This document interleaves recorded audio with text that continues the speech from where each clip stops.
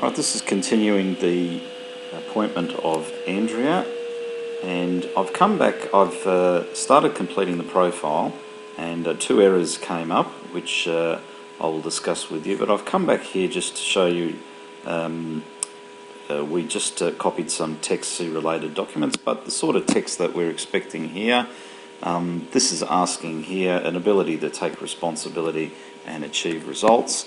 So I'll put something like cited experience in CV in relation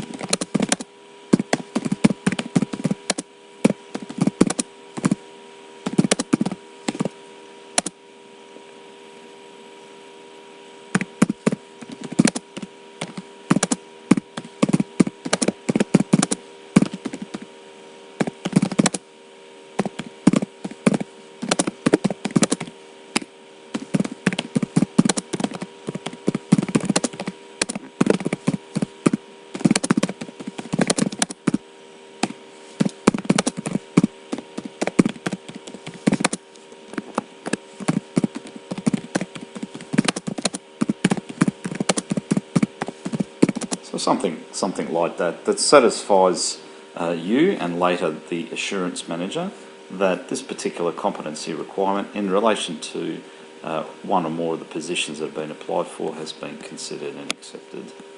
So we submit competencies. Later on I'll do that for the rest.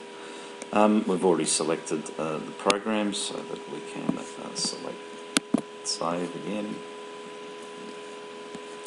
We've done this. In fact, we can skip direct to the next tab. Now, I didn't do this information before, but just to show you that this is possible. And again, we can come back at any time by viewing persons and then editing the person later. So we're in the process of only adding a person now. But we can, and I can show you just quickly, apply at this stage for specific ISIC codes or industry classification codes.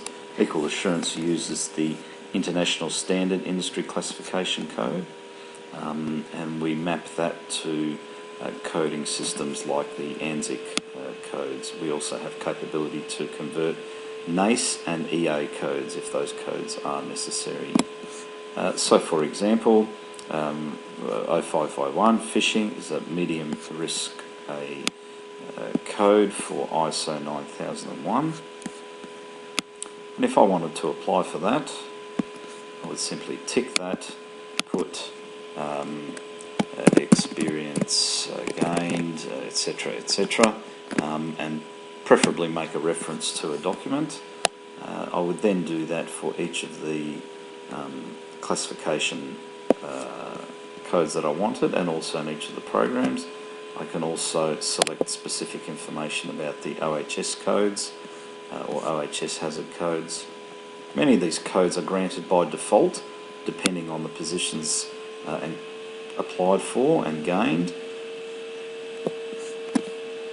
So if I look at, say for example, competency level 3, which is the highest level of OHS competency for hazard codes, I can get that information there. So that's looking at specific experience in confined space entry, slips, trips and falls, fall from height, below ground or underground working environment, and the same thing, apply for, provide your comment and then submit. At this stage we're not going to do any of that, so I'm just going to show you one more thing. We can get general information, which expands here and provides specific information in relation to each of these areas. I'll just minimise this. So you'll see here OHS Hazard Codes information, and similarly we can have general information for the industry classification codes. So you can do this later. Now, when I went to complete the profile for Andrea, there were two errors that came up. It told me one thing, that I'd not submitted a deed of confidentiality and I'd not admitted evidence of arrangements with practice. So both of these are mandatory uploads, so I will do those. What I will do as part of that is go back to Andrea's folder. So I have her documents here. So her deed of confidentiality is here.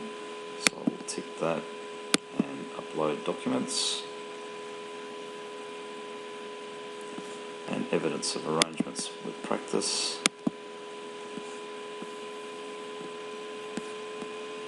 Which I have here as well.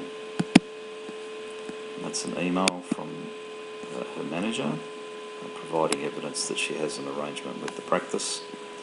I can then continue to upload the other documents. I've already uploaded these, so I can Bachelor of Nursing provides evidence of competency.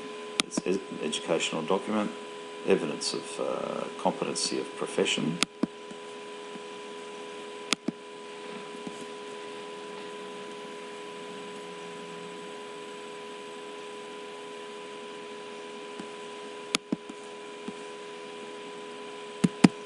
Certificate for this educational document.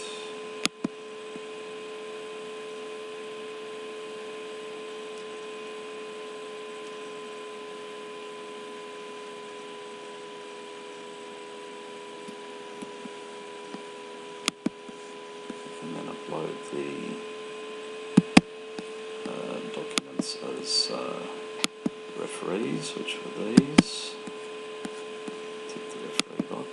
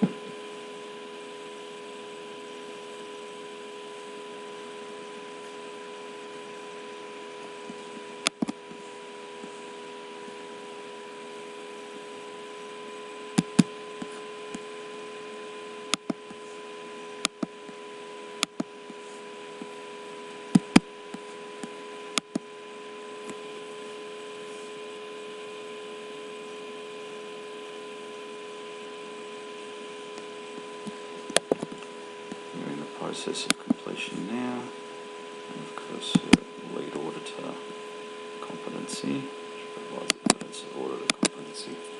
So now I've uploaded all of Andrea's documents, and I can see those there. So now I can complete the profile process. I can select a photograph, which within Teams, the Equal Assurance Management System, we do have a default unavailable photograph, which we can use and change later. So you can get this from the Teams documents in Qdos. Of course, it's always nice to put your own photo there if you have it, or the person's photo, but you can find that from Teams documents in Qdos. And here is an example of the credentials. This appears in audit reports, so please make sure this information is accurate. And of course, if this information streams onto the website, then it does need to be clean, as it will stream exactly as is. I save the profile, and the process is complete. Now at this stage, Andrea will have received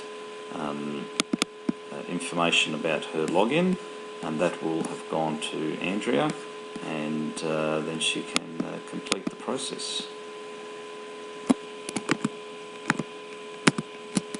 Now if I wish to edit any information, it's come again. So if I wish to complete if I wish to review any information, I can now go back and select person, select Andrea, and of course make any changes. At this stage it's still shown inactive because she has yet to log in and accept the basis of arrangements between her practice and Equal Assurance. And that's it.